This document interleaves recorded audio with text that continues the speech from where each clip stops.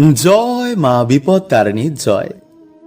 বন্ধুরা, প্রত্যেক বছর সোজা রথ উল্টো রথের মাঝে শনি মঙ্গলবার দিন পালন করা হয় মা বিপদ তারিণীর পুজো।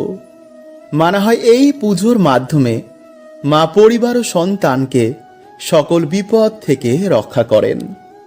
কারণ মা দুর্গার 108 রূপের মধ্যে দেবী সংকট নাশিনী মানে মা বিপদ তারিণীর আরাধনা করা হয়। শাস্ত্র বলছে যে এই দিনে সামান্য কিছু কার্যে মায়ের বিশেষ কৃপা প্রাপ্ত হয় এবং কিছু সামান্য ভুলেও কিন্তু বন্ধুরা পরিবারে দুঃখ দারিদ্রতা নেমে আসে। তাই এই দিনে দেবী মাকে 13 রকমের ফল, 13 ধরনের মিষ্টি ও 13 ধরনের ফুল নিবেদন করার প্রথা রয়েছে। এবং যারা এই দিনে ব্রত রাখছেন তাদের 13টি লুচি ও 13 ধরনের ফল খেয়ে এই ব্রত ভঙ্গ করার প্রথা রয়েছে। মানা হয় যে এই দিনে লাল সুতো মাকে নিবেদন করে তাতে দূর্বা সহকারে 13টি গিট বেঁধে হাতে বা কবজিতে বাঁধলে মা সকল বিপদ থেকে সন্তানদের রক্ষা করেন। তাই চলুন বন্ধুরা, এবার আমরা জেনে নিই যে শনি মঙ্গলবার আপনারা কি করবেন, কোন কার্য আপনারা করবেন না, কি খাবেন এবং কোন খাবার আপনারা খাবেন না। তাই পুরো ভিডিওটা দেখতে কিন্তু বন্ধুরা আপনারা একদম ভুলবেন না। এবং ভিডিওটি বন্ধুরা আপনারা একটি লাইক করে কমেন্টে আপনারা বলুন জয় মা অন্নপূর্ণার জয়।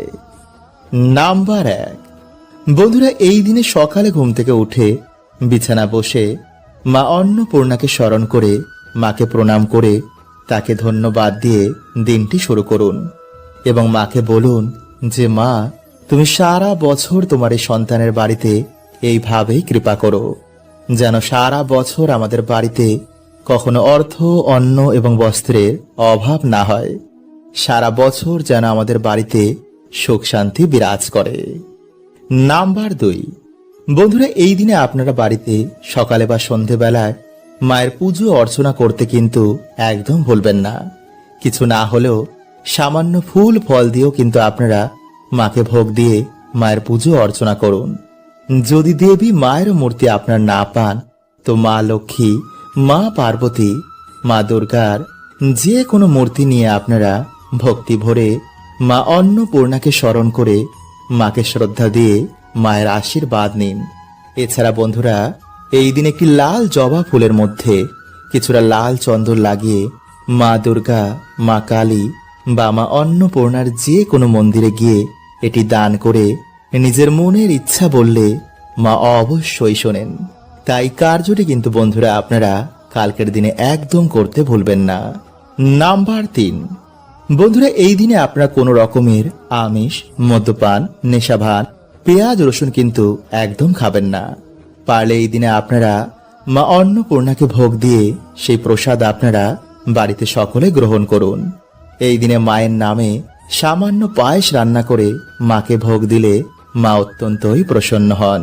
তাই কাল রাতে কিন্তু বন্ধুরা মায়ের এই পায়েস প্রসাদ খেতে একদম ভুলবেন না। কারণ এই প্রসাদ বন্ধুরা কালকের দিনে ভাগ্যশালীরাই পায়। মানা হয় কালকের দিনে এই প্রসাদ খেলে রোগ ব্যাধি, গ্রহদোষ এবং দুর্ভাগ্যের নাশ হয়ে যায়। তাই এই দিনে বন্ধুরা পুজোয় আপনারা সামান্য আতপ চাল, পায়েস এবং সিঁদুর দিতে কিন্তু একদম ভুলবেন না। নাম্বার 4, বন্ধুরা এই দিনে কিন্তু আপনারা কারোর মনে ভুলেও দুঃখ দেবেন না। কোনো নারীকে খারাপভাবে দেখা, খারাপ চিন্তা করা, মনে দুঃখ দেওয়া, বন্ধুরা এই সমস্ত কার্য কিন্তু এই দিনে ঘোর দুর্ভাগ্য ডাকে। তাই পরিবারের সুখ শান্তি চাইলে এই দিনে আপনারা কারোর সাথে ঝগড়া ঝামেলাতে একদম জড়াবেন না।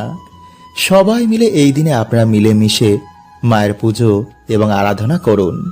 আর এই মন্ত্রটি বন্ধুরা আপনারা কালকের দিনে যে কোনো সময় 3 বার, 11 বার, 21 বার বা 108 বার আপনারা জপ করতে ভুলবেন না। আর তা হচ্ছে বন্ধুরা ওম হ্রিং নমো ভগবতী মাহেশ্বরী অন্নপূর্ণে সোহা। বন্ধুরা যদি এই দিনে আপনাদের বাড়িতে কোনো ভিক্ষুক আসে তো তাকে খালি হাতে কিন্তু একদম ফেরাবেন না। কারণ এই দিনেই ভগবান শিব, মা পার্বতী ভিক্ষুক রূপে ভক্তের পরীক্ষা নিতে আসেন। কারণ মায়ের নাম হচ্ছে অন্নপূর্ণা, মানে যার উপর মায়ের কৃপা থাকে তার সারা জীবনেতে অন্ন বস্ত্র অর্থের কখনো অভাব হয় না। শাস্ত্র বলছে যে এই দিনে মায়ের কৃপায় ভিখারিও রাজা হয়ে যায়। তাই যদি বন্ধুরা আপনাদের বাড়িতে কিছুতেই আর্থিক উন্নতি হয় না, বাড়িতে দুর্ভাগ্য লেগেই থাকে, তো বন্ধুরা এই কার্যটি কিন্তু আপনারা কালকের দিনে অবশ্যই করুন। এতে মা লক্ষ্মী ও মা অন্নপূর্ণার কৃপায় আপনাদের বাড়ি থেকে, আপনাদের জীবন থেকে সকল বাধা বিঘ্নের নাশ হয়ে যাবে। আপনাদের বাড়িতে আর্থিক উন্নতি বাড়বে, বাড়ি থেকে বাস্তুদোষ দূর হয়ে যাবে। এই কাজ বন্ধুরা বহু মানুষের ভাগ্যের পরিবর্তন করে দিয়েছে। এই মাসে আমাদের সামান্য কিছু কার্যে নতুন বছরে সৌভাগ্য বা দুর্ভাগ্য ডেকে আনে। তাই এই দিনে বন্ধুরা আপনারা কোনো রকমের আমিষ মদ্যপান নেশা ভান করে এই কার্য কিন্তু একদমই করবেন না। এতে সুফলের জায়গায় কুফলই প্রাপ্ত হয়। এমনকি মনে ক্রোধ, লোভ, হিংসা, বাসনা বা অধৈর্য হয়ে এই কার্য করলে সুফল প্রাপ্ত হয় না। যেমন পড়াশোনা করলেই হয় না, মন দিয়ে পড়াশোনা করতে হয়, তেমনি ভগবানের প্রতি কোনো কার্য বন্ধুরা শ্রদ্ধা মনে, ভক্তি ভরে, ভগবানের প্রতি বিশ্বাস রেখে সেই কার্য করতে হয়। তাই 100 জনের মধ্যে একজনই ফল পায়, আর বাকিরা ভগবানকে দোষ দেয়।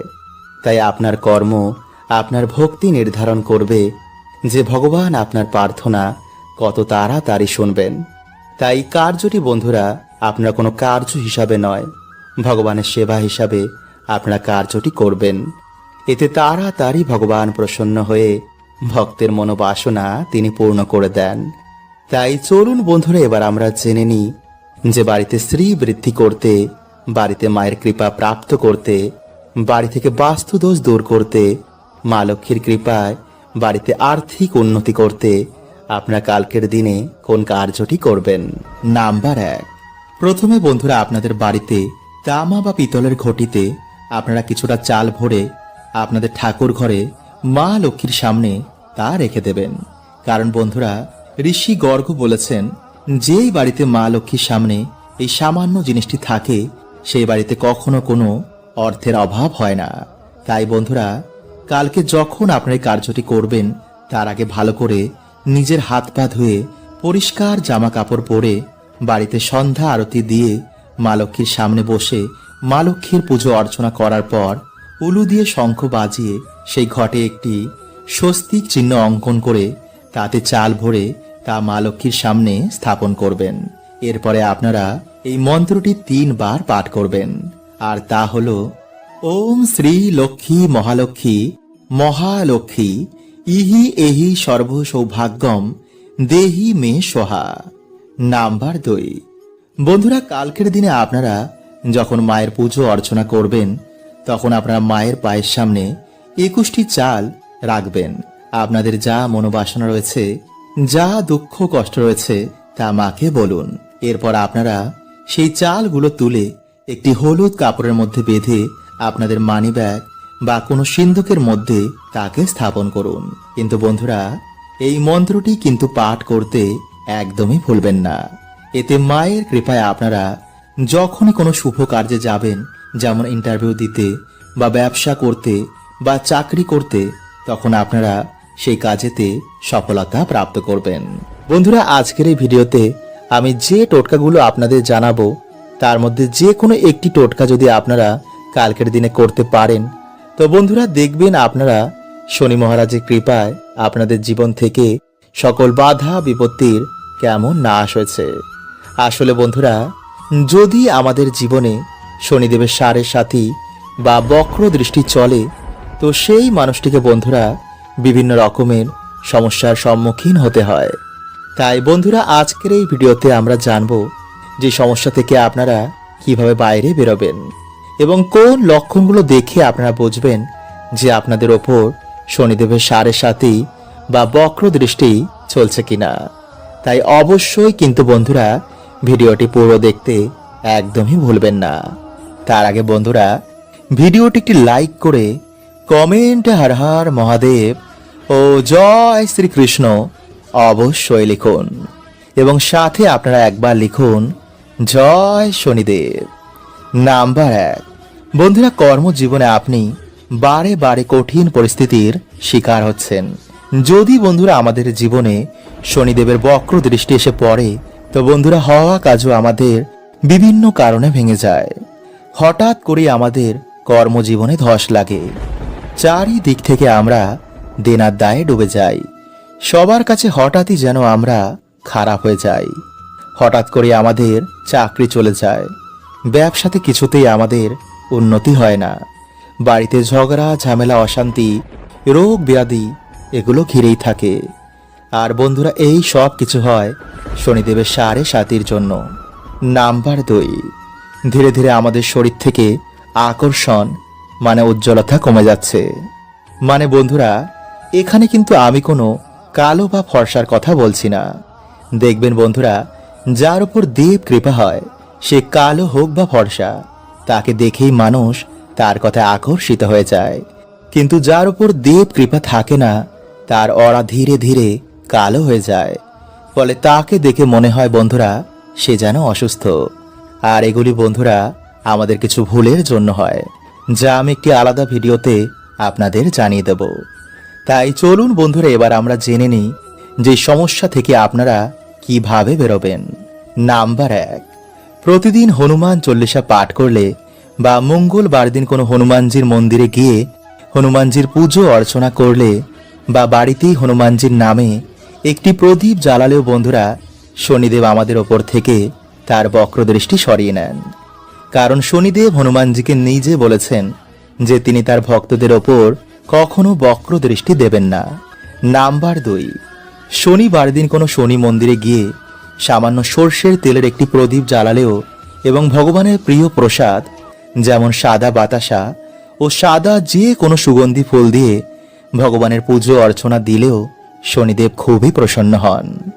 নাম্বার 3, গরু কুকুর ও কাককে যদি আমরা তিল মিশ্রিত খাবার খাওয়াই, তো শনিদেব বন্ধুরা এতেও কিন্তু খুবই প্রসন্ন হন।